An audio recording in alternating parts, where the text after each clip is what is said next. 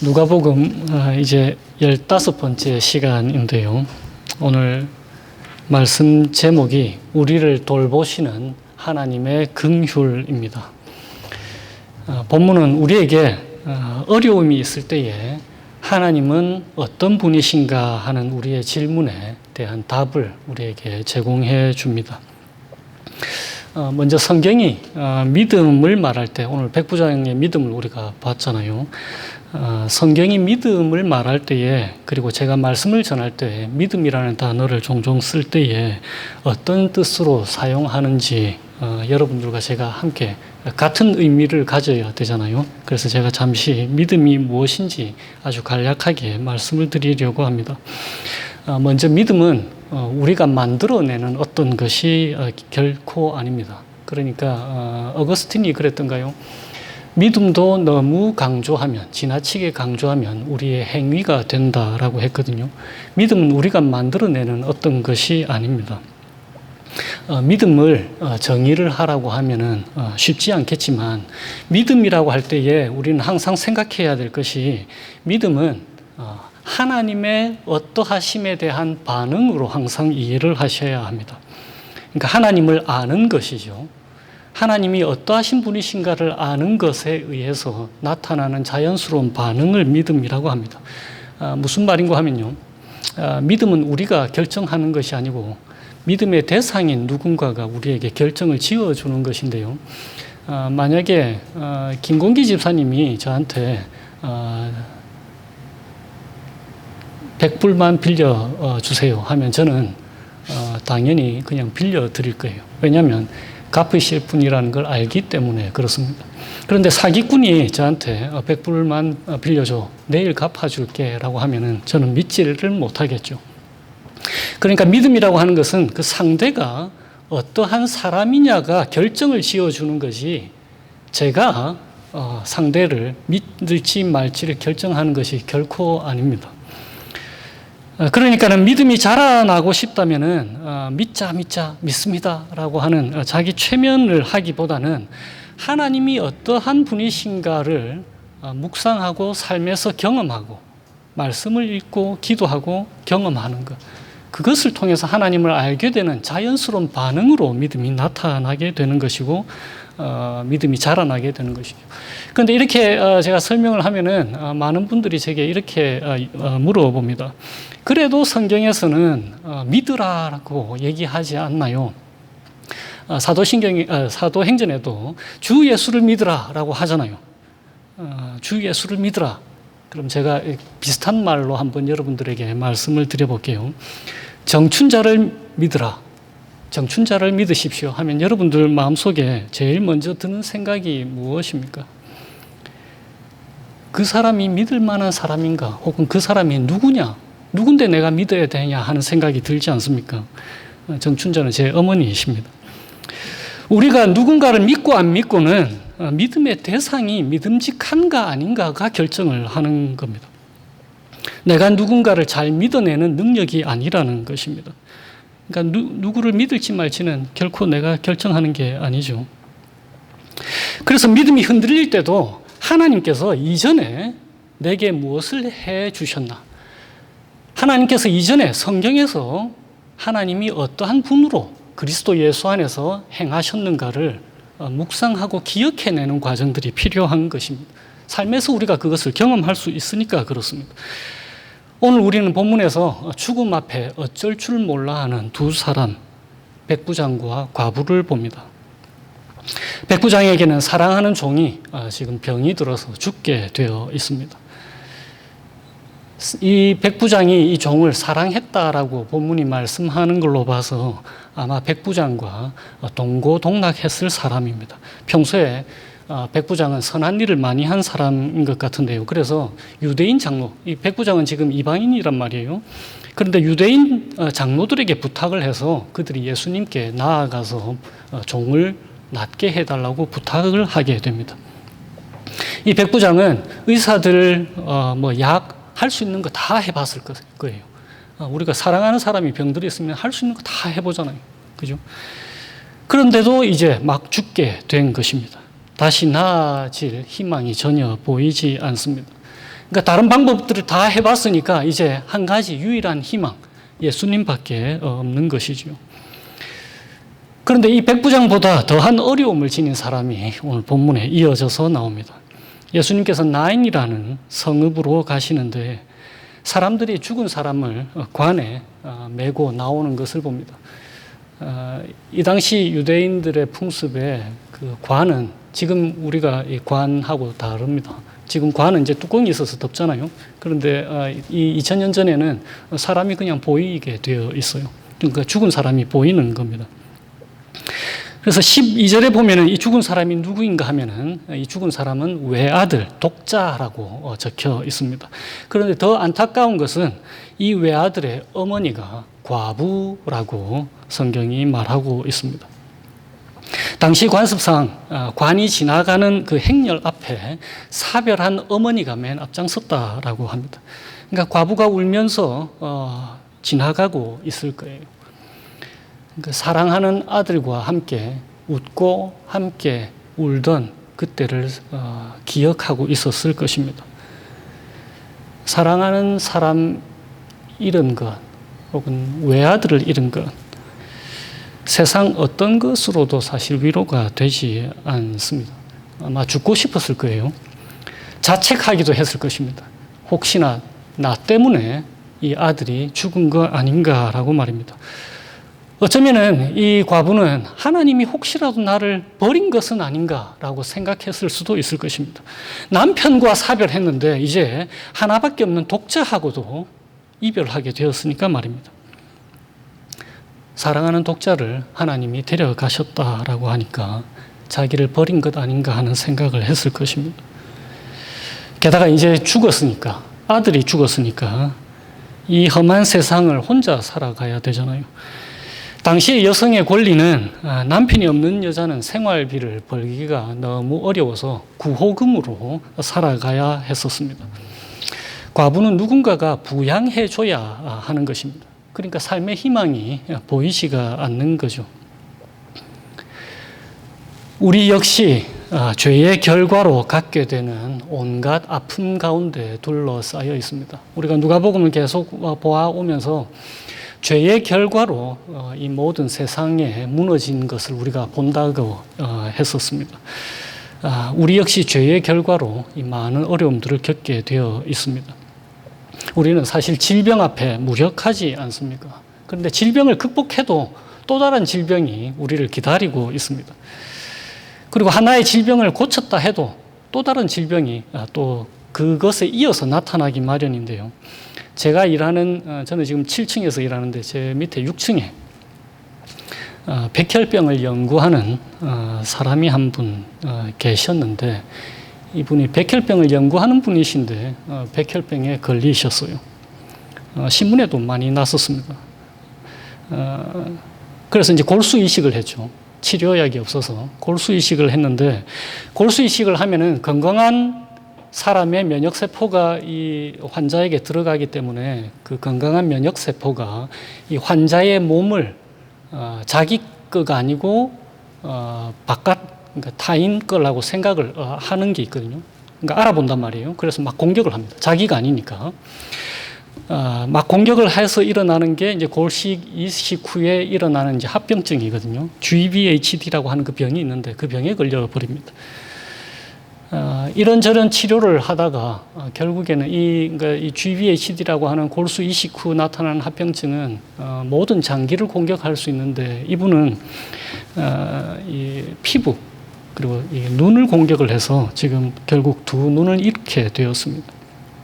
그러니까 백혈병을 치료하려고 치료법을 썼는데 그게 또 다른 병을 일으키게 되는 거죠.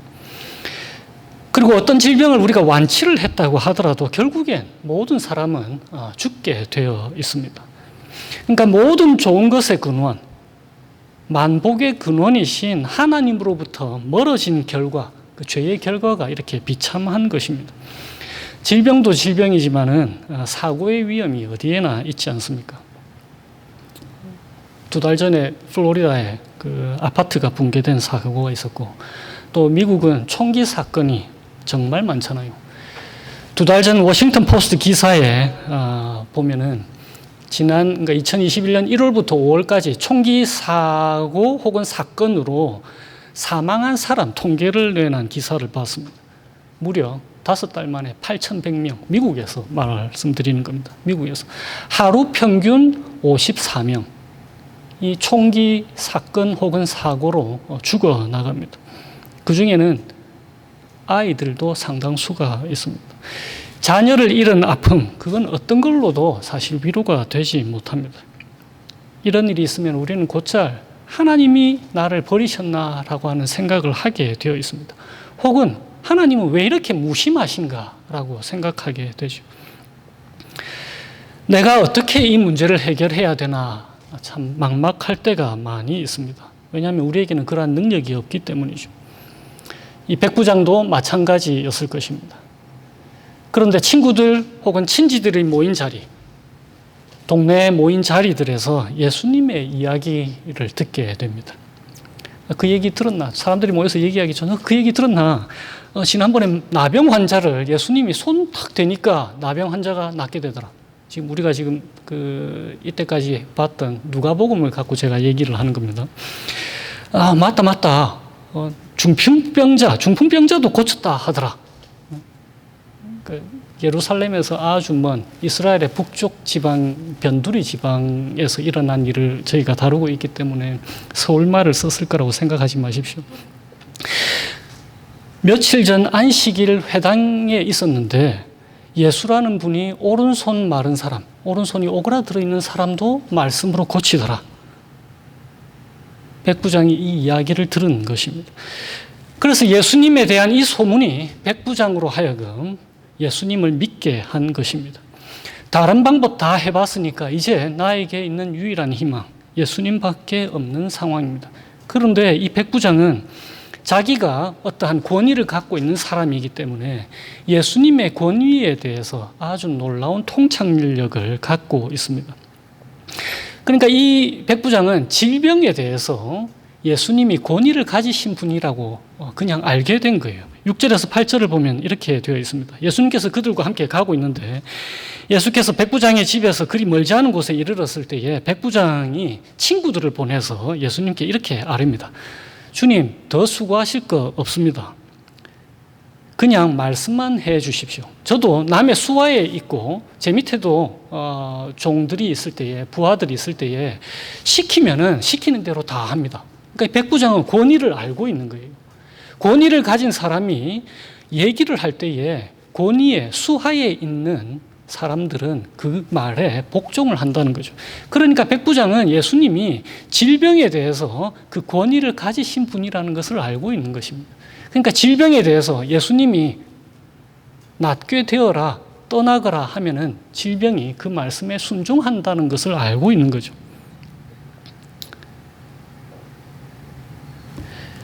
그래서 예수님께서 백부장의 믿음을 칭찬해 주시고 그리고는 이 종이 정말로 낫게 되었습니다. 죽을 뻔한 사람이 낫게 된 거죠. 그런데 이제 그보다 더한 사람이 나타났습니다. 죽을 뻔한 사람이 아니라 완전히 죽은 사람입니다. 과부의 외아들. 그런데 예수님께서 13절에 보면은 과부를 보시고 불쌍히 여기셨다라고 기록하고 있습니다. 고통 가운데 있는 과부를 불쌍히 여기시는 예수님을 우리에게 나타내 보여주고 있는 것입니다. 하나님의 긍휼이지요. 만약에 예수님이 권위와 능력만 가지신 분이시다. 그러면은 우리의 주님은 파괴자가 되실 수 있는 분이십니다. 그러나 우리 주님은 긍휼히 여기시는 분이신 거예요. 돌보시는 분이십니다. 슬퍼하며 걸어가는 그 장례 행렬을 멈춰서게 하시고는 예수님이 말씀하십니다. 14절에 청년아, 내가 내게 말하노니 일어나라 라고 말입니다. 죽음도, 그러니까 질병뿐만이 아니고 죽음도 예수님의 수하에 있으니까 예수님이 죽음에 대해서 명령을 내리는 것입니다. 그러니까 죽음도 예수님의 그 명령에 복종하게 되는 거죠. 그래서 15절에 죽었던 자가 일어나 앉고 말도 하거늘 예수께서 그를 어머니에게 주시니 그랬더니 사람들에게서 난리가 납니다. 16절에 하나님께 영광을 돌려 이르되 큰 선지자가 우리 가운데 일어나셨다. 그리고는 하나님께서 우리를 돌보셨다라고 사람들이 고백하게 됩니다. 그들을 돌보시는 하나님을 누가가 우리에게 보여주고 있는 것입니다. 그러니까 예수님의 권위는 질병도 복종하는 권위, 죽음도 복종하는 권위입니다. 그런데 죽음이 무엇입니까? 죽음은 최고의 적입니다. 그것이 성경이 우리에게 가르치는 것입니다. 죄의 결과로 인류가 당하는 고통을 단적으로 보여주는 단어가 바로 죽음입니다. 로마서에도 이런 말씀이 있잖아요. 죄의 삭은 사망이다. 죽음이잖아요. 창세기에 아담의 죄로 사망이 왕노릇했다라고 기록하고 있습니다. 고린도전서 15장에는 이런 말씀이 있습니다. 아담 안에서 모든 사람이 죽은 것 같이 그리스도 안에서 모든 사람이 삶을 얻으리라. 그리고는 이어서 맨 나중에 멸망받을 원수는 죽음이다라고 기록하고 있는 것입니다. 그러니까 그 죽음도 정복하시는 예수님이시라는 거예요. 그러니까 무슨 말입니까? 죄의 결과를 모두 다 정복하신 분이시다라는 거죠. 그러니까 죄 문제를 해결하셨다라는 것입니다. 우리 인생의 모든 문제들이 주님의 수하에 있습니다. 어떠한 문제도 주님의 권위 아래 놓여 있지 않는 게 없는 거예요. 그 주님이 이제 우리에게 말씀하시는 것입니다. 모든 해결책이 나한테 있다. 내게 와라. 왜 네가 세상 짐 다 지려고 하느냐. 그렇게 우리 주님이 말씀하시는 거예요. 최고의 문제거리인 죽음도 우리 주님이 해결하셨습니다. 그런데 왜 우리의 문제, 우리가 가지고 있는 수많은 어려움들에 대해서 주님이 필요 없다라고 생각하려고 하는지, 그걸 우리 주님이 우리에게 묻는 것입니다. 지난주에 우리는 바리새인과 우리가 다른 점이 예수님이 필요한지 아닌지라고 말씀드렸습니다. 바리새인들은 율법을 행함으로써 하나님께 인정받으려고 했잖아요. 인간의 죄 문제, 율법으로 그게 해결되는 게 아니지 않습니까? 그런데 바리새인들과 서기관들은 율법을 행함으로써 그 죄의 문제를 해결하려고 했단 말입니다. 예수님이 필요 없다라는 뜻이었죠. 그거랑 우리에게 많은 문제들이 있을 때에 우리 힘으로 해결하려고 하고 예수님을 그 문제에 초대시키지 않고 그 문제들이 예수님의 수하에 있다라는 걸 인정하지 않으려고 하는 것. 그거랑 무엇이 다를까요? 내가 해결하려고 하는 모습, 그게 바로 바리새인들과 서기관들의 모습인 것입니다. 그런데 에베소서에 이렇게 기록이 되어 있습니다. 전에는 우리도 다 그 가운데에서 우리 육체의 욕심을 따라 지내며 육체와 마음에 원하는 것을 하여 다른 이들과 같이 본질상 진노의 자녀이었더니 긍휼이 풍성하신 하나님이 우리를 사랑하신 그 큰 사랑을 인하여 허물로 죽은 우리를 그리스도와 함께 살리셨다라고 말입니다. 우리는 이제 더 이상 사망에 놓여 있는 그러한 존재가 아닌 것입니다. 우리는 예수님과 함께 생명을 누리는 사람으로 변화된 것입니다. 어떻게 이 일이 가능했습니까? 어떻게 우리에게 모든 문제가 예수님의 수하에 있고, 그래서 우리가 문제를 만나더라도 우리가 사망을 경험하는 것이 아니라 생명을 예수님과 함께 누리는지를 어떻게 그것이 가능하게 되었습니까? 그것은 바로 과부의 외아들 대신에 하나님의 외아들이 우리 대신 죽으셨기 때문입니다. 외아들을 잃은 과부의 그 아픈 마음, 그걸 정확히 아시는 분이 바로 우리 하나님이세요. 왜냐하면 우리 하나님 아버지께서 외아들을 잃어보셨기 때문에 그렇습니다. 과부를 향한 하나님의 긍휼 때문에 하나님의 외아들이 하나님의 긍휼 대신 하나님의 심판을 받게 된 것입니다. 그래서 그의 백성들, 우리들에게는 이제 더 이상 하나님의 심판이라는 것은 존재하지 않는 거예요. 하나님은 절대로 하나님의 자녀를 버리지 않습니다. 왜 그렇죠? 예수님께서 대신 심판받으시고 버림당하셨기 때문입니다. 그래서 우리에겐 더 이상 심판이라는 것, 버림당하는 것은 존재하지가 않습니다. 십자가에서 예수님께서 외치셨습니다. 나의 하나님, 나의 하나님, 어찌하여 나를 버리셨나이까? 라고 말입니다. 때때로 물론 우리는 징계라고 하는 것은 있습니다. 절대 심판하고는 다릅니다. 심판은 버리는 것, 자녀가 아니다라고 내치는 것이 심판이고, 우리에게 징계는 있습니다. 때때로 우리는 잘못할 때 하나님이 이렇게 쳐주시기도 하십니다. 그러나 징계는 언제나, 항상 그렇습니다. 항상 언제나 하나님께서 우리의 아버지 되심, 그리고 우리가 그 하나님 아버지의 자녀됨을 확인시켜 주는 것입니다. 그것이 징계인 거예요. 그래서 로마서에서는 모든 것이 합력하여 선을 하나님께서 이루신다라고 우리에게 증거하지 않습니까? 그래서 히브리서 10장에 이렇게 되어 있습니다. 그러므로 형제들아, 우리가 예수의 피를 힘입어 하나님의 임재의 장소인 지성소에 담대히 들어간다라고 말입니다. 이 모든 것이 우리의 어떠함이 아닙니다. 예수 그리스도의 피값으로 우리가 하나님께 받아들여진 것입니다. 우리의 어떠함이 아니라 우리를 돌보시는 하나님 아버지의 긍휼, 그 하나님의 은혜로 말미암은 것입니다. 바로 그렇기 때문에 히브리서 4장에 그러므로 우리는 긍휼하심을 받고 때를 따라 돕는 은혜를 얻기 위하여 은혜의 보좌에 담대히 나아갈 것이니라고 히브리서 기자가 우리에게 증언하는 것입니다. 때를 따라 돕는 은혜를 얻기 위하여 우리는 언제든지 긍휼이 풍성하신 하나님께 나아갈 수 있는 것입니다. 나의 어떠함이 아니라 하나님의 어떠하심이 우리의 믿음의 근거가 되는 것입니다. 모든 문제보다 우리 하나님의 긍휼은 훨씬 더 큽니다. 예수님의 권위니 죽음도 복종하는 권위입니다.